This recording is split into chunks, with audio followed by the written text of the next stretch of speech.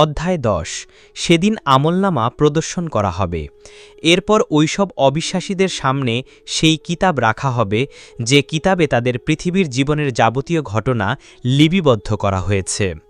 কোথায় কোন দিন চার দেয়ালের মধ্যে নিভৃত কক্ষে নিজ দলীয় বা বিরোধী দলীয় প্রতিপক্ষকে হত্যা করার জন্য ষড়যন্ত্র করেছিল, কোন দিন কোনো মুহূর্তে কোনো নারীকে ধর্ষণ করেছিল, কি অবস্থায় কোন ব্র্যান্ডের মদ পান করেছিল, কোন ফাইলে কলমের এক খোঁচা দিয়ে জাতীয় অর্থ আত্মসাৎ করেছিল, নির্দোষ প্রতিপক্ষকে আসামি বানানোর জন্য কোথায় কিভাবে ষড়যন্ত্রের জাল বোনা হয়েছিল, কোন টেবিলে বসে প্রতিপক্ষের বিরুদ্ধে মিথ্যা রিপোর্ট তৈরি করে পত্রিকায় ছাপা হয়েছিল। এ ধরনের অসংখ্য অপরাধের কোনো কিছুই বাদ পড়েনি।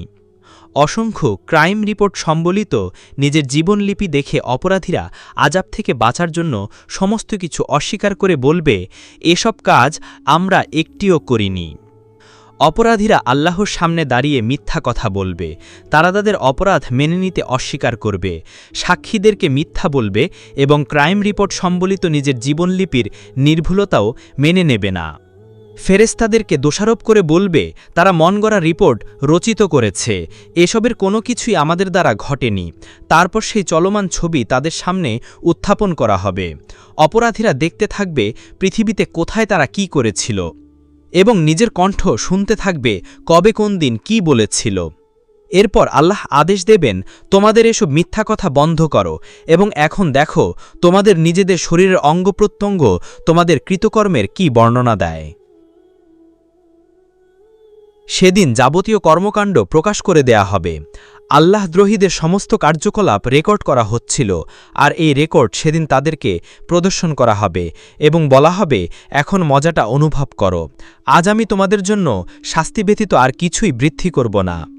মহান আল্লাহ কিয়ামতের পরে বিচারের দিন সম্পর্কে বলেন, বিচারের দিন তারা সেখানে প্রবেশ করবে এবং সেখান হতে কখনো অনুপস্থিত থাকতে পারবে না। আর তুমি কি জানো সেই বিচারের দিনটি কি? পুনরায় বলছি, তুমি কি জানো সেই বিচারের দিনটি কি? এটা সেই দিন যখন কারো জন্যে কিছু করার সাধ্য থাকবে না। সেদিন ফাইসালার চূড়ান্ত ক্ষমতা একমাত্র আল্লাহর এখতিয়ারেই থাকবে। ইনফিতার 15-19। পবিত্র কোরআনের সূরা তারিকে বলা হয়েছে, সেদিন গোপন অজানা তথ্য ও রহস্যসমূহের যাচাই পরখ করা হবে। তখন মানুষের কাছে না নিজের কোনো এখতি থাকবে, না কোনো সাহায্যকারী তার জন্য আসবে। আর তারিখ 9-10। গোপন অজানা তথ্য বলতে মানুষের কর্মসমূহকে বোঝানো হয়েছে। পৃথিবীতে মানুষের কর্মসমূহ এক গোপন অজানা ব্যাপার। মানুষ প্রকাশ্যে যা করে তা সবারই দৃষ্টিগোচর হয়, কিন্তু এই মানুষই অন্য মানুষের দৃষ্টির আড়ালে যা করে সেসব তো অন্য মানুষের চোখে পড়ে না।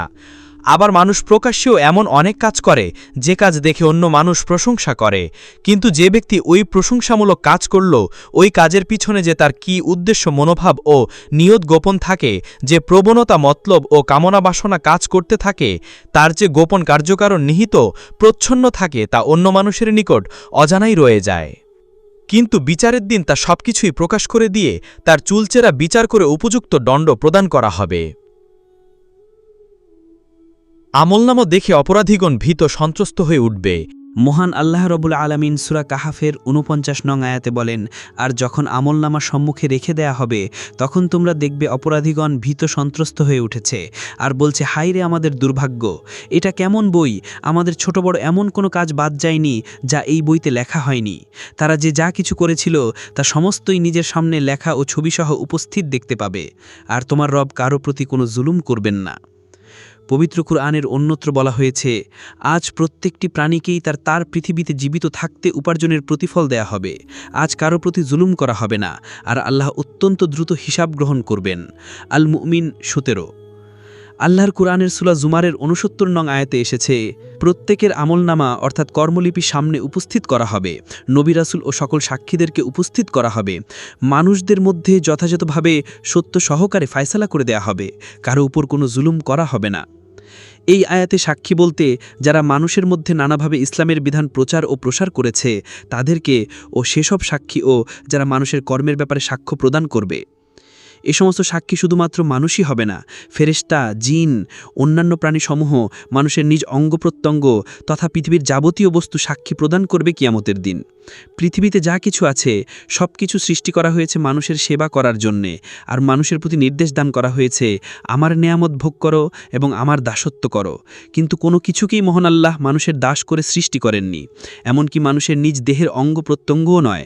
হাদিস শরীফে এসেছে, প্রতিদিন সূর্য উদয়ের পূর্বে মানুষের শরীরের প্রতিটি অঙ্গ প্রত্যঙ্গ মানুষের আত্মার কাছে অত্যন্ত বিনীতভাবে অনুরোধ করে বলে, দেখো আমাকে তুমি ব্যবহার করতে পারো, সে স্বাধীনতা তোমার আছে, কিন্তু অনুরোধ, আমাদেরকে ইসলাম বিরোধী কোনো কাজে ব্যবহার করো না।